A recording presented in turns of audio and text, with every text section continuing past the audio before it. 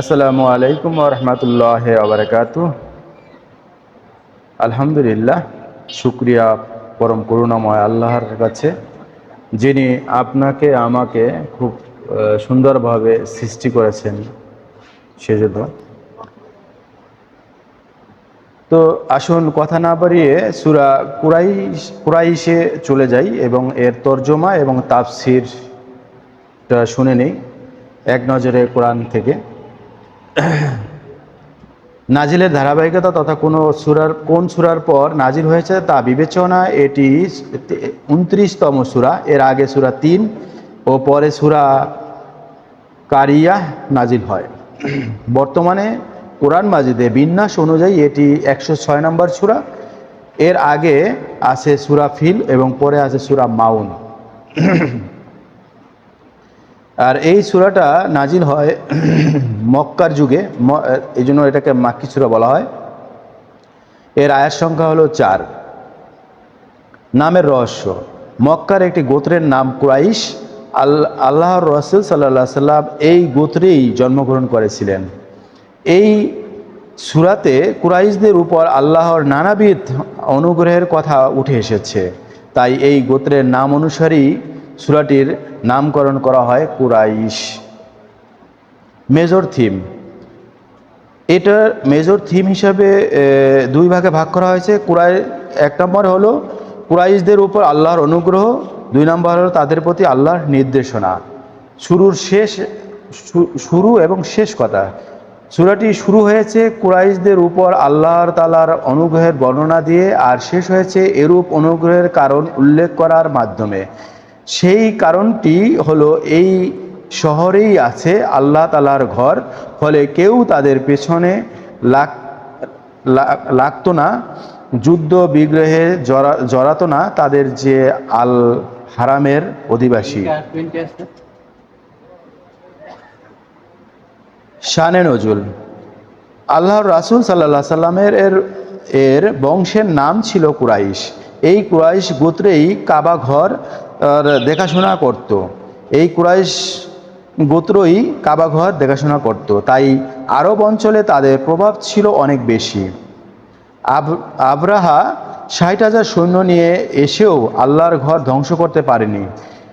এর ফলে কাবা যে এক আল্লাহর ঘর এটা সবাই বিশ্বাস করতে লাগলো। সেই সাথে কুরাইশরা আরবদের মনে আরও বেশি করে জায়গা করে নিল। তাছাড়া সেই সময়ে ব্যবসা বাণিজ্যেও তারা ছিল সবচেয়ে এগিয়ে। মক্কা জুড়ে আর কোনো গোত্র তাদের মতো ধনী ছিল না। শীত গ্রীষ্ম সব ঋতুতেই তাদের ব্যবসা ছিল জমজমাট। তখন পথে পথে ডাকাতি হলেও কুরাইশদের কাফেলার হাত দেওয়ার সাহস কারোই ছিল না। মধ্যকথা, শুধু আল্লাহর ঘরের খেদমত পরিচয়ের দরুন গোটা মক্কা মেনে নিল তাদের একক কর্তৃত্ব। কিন্তু এত সাফল্য পাওয়ার পরও তারা আল্লাহকে ভুলে গেল। কয়েকটা নিষ্প্রাণ মূর্তির পূজা শুরু করলো। এই ব্যাপারটির দিকে ইঙ্গিত দিয়েই সূরা কুরাইশ নাজিল করা হয় এবং এই তাফসিরটা নেওয়া হয়েছে তাফহিমুল কোরআন 19/245, আল নাজমুদ দুরার 22/259। সেগমেন্ট: কুরাইশদের নিরাপত্তা। আল্লাহ তাআলা কুরাইশদেরকে সমগ্র নিরাপত্তা দিয়েছেন। সূরার শুরুতেই এসেছে সেই আলোচনা। দ্বিতীয়ত, যেহেতু আল্লাহ তাদেরকে নিরাপত্তা দিয়েছেন, তাই তাদের উচিত এক আল্লাহর আনুগত্য করা। তৃতীয়ত, সূরার শেষেও কুরাইশদের উপর আল্লাহর অনুগ্রহের কথা পুনরায় স্মরণ করানো হয়েছে। ফজিলত: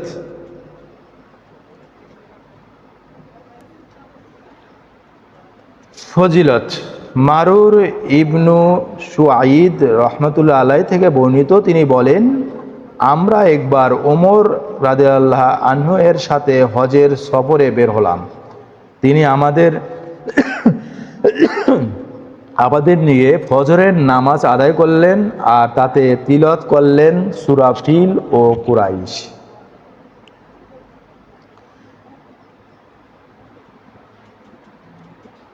এটার এফেক্ট, আল্লাহ আমাদের রব, খাবার থেকে নিরাপত্তা সবটাই তার দেওয়া নিয়ামত।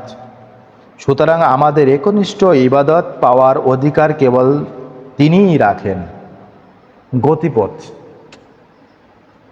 বিশেষ অনুগ্রহ ও নিরাপত্তা। আল্লাহ তাআলা কুরাইশদেরকে পুরো আরব অঞ্চলে বিশেষ এক মর্যাদা দিয়েছিলেন। শীত ও গ্রীষ্মের ব্যবসায়িক সফরে তাদেরকে নিরাপত্তা দিয়েছিলেন।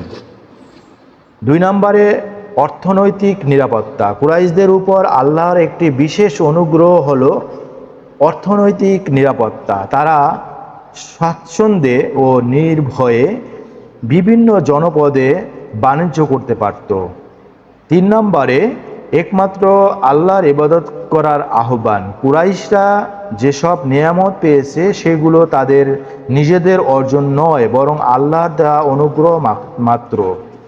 আর এই অনুগ্রহের দাবি হচ্ছে তারা কেবল আল্লাহর দাসত্ব করবে, তার সাথে আর কাউকে শিরক করবে না। 4 নম্বরে অনুগ্রহের কথা পুনরায় স্মরণ করানো। সূরার শেষ অংশে আল্লাহ তাআলা কুরাইশদের উপর তার অনুগ্রহের কথা আবারও মনে করিয়ে দিয়েছেন। তাদেরকে যে তিনি ক্ষুধা ও ভয় থেকে নিরাপদ রেখেছেন তা উল্লেখ করেছেন। ওভারভিউ, কুরাইশদের প্রতি আল্লাহ তাআলার বিশেষ অনুগ্রহ করেছেন, এই বিষয়টি তাদেরকে স্মরণ করিয়ে দেওয়া হলো। তাদেরকে আহ্বান জানানো হলো তারা যেন একমাত্র আল্লাহর ইবাদতই করে।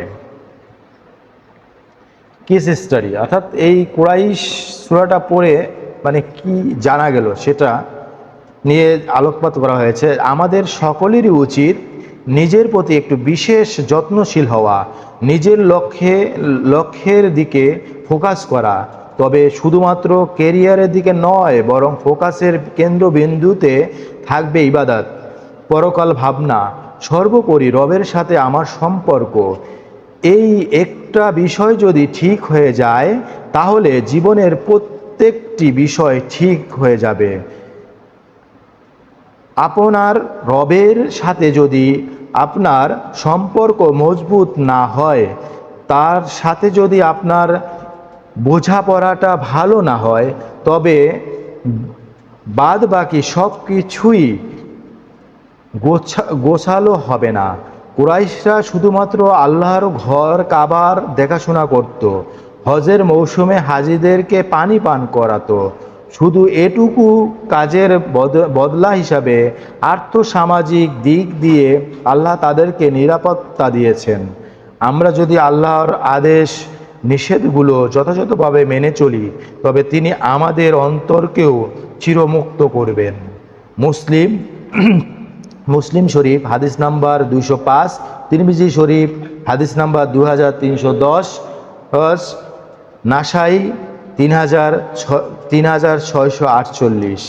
রিফ্লেকশন, পেটের ক্ষুধা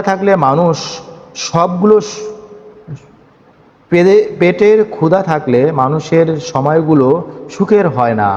আবার পর্যাপ্ত খাবার থাকা সত্ত্বেও নিরাপত্তা না থাকলে মানুষ স্বস্তি খুঁজে পায় না।